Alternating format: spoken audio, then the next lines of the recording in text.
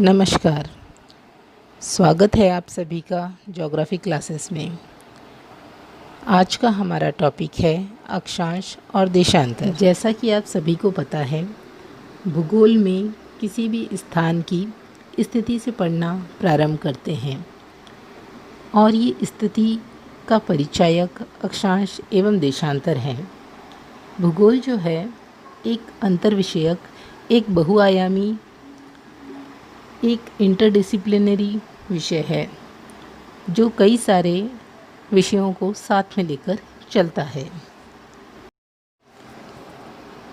ये जो आप स्क्रीन पे देख पा रहे हैं, यह एक गोलाब है जिसे हम अंग्रेजी में स्फीयर कहते हैं। यह एक ज्यामितीय आकृति है जिसे कई सारे कोणीय भागों में विभाजित किया गया है।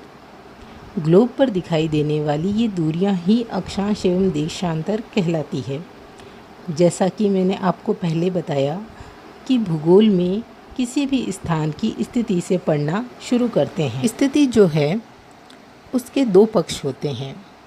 अब ये दो पक्ष कौन से होते हैं?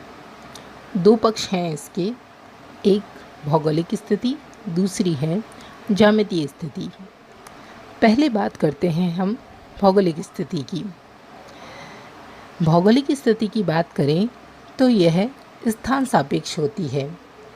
जैसे कि अगर मैं आपसे प्रश्न करूं कि भारत कहाँ पर स्थित है, तो आप मोटे तौर पर अनुमान व्यक्त कर सकते हैं या एक भौगोलिक संदर्भ दे सकते हैं कि भारत हिंद महासागर के उत्तर में स्थित है।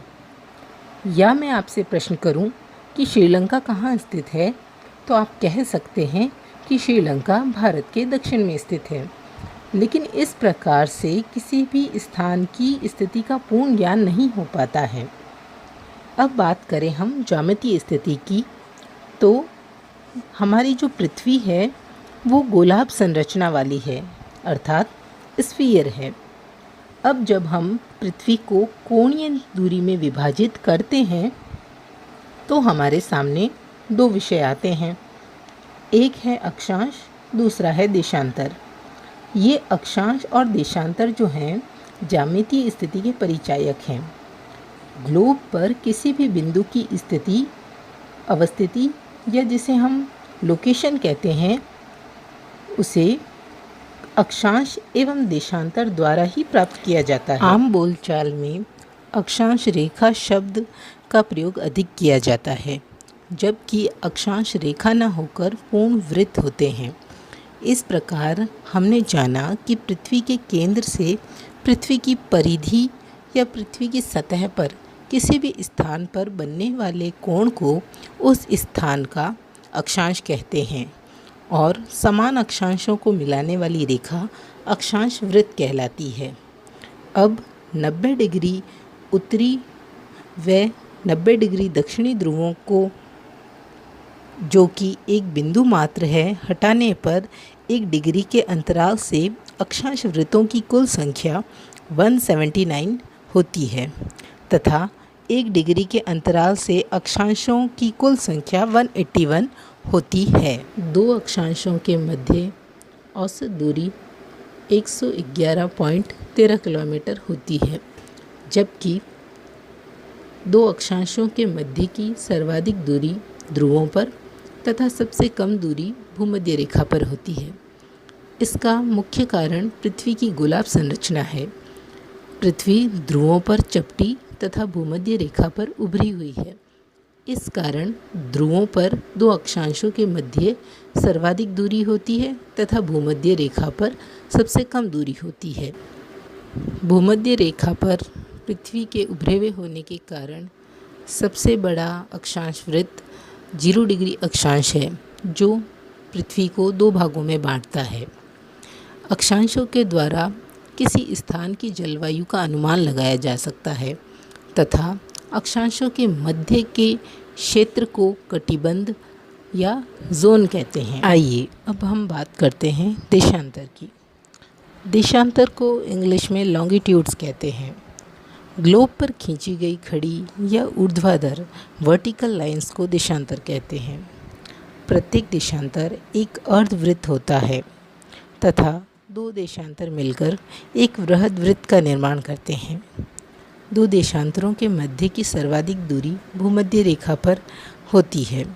जैसे जैसे ध्रुवों की ओर जाते हैं, भूमध्य रेखा से ध्रुवों की ओर जाने पर देशांतरों के मध्य की दूरी कम होती जाती है तथा ध्रुवों पर जाकर सभी देशांतर एक बिंदु पर मिल जाते हैं।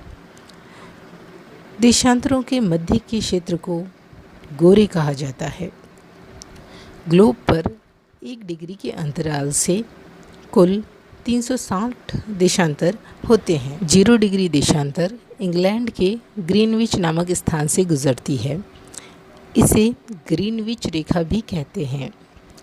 इस रेखा से पूर्व की ओर जाने पर समय बढ़ता है तथा पश्चिम की ओर जाने पर समय घटता है। इस रेखा के पूर्व में स्थित 180 डिग्री देशांतरों को पूर्वी देशांतर और पश्चिम में स्थित 180 डिग्री देशांतरों को पश्चिमी देशांतर कहते हैं।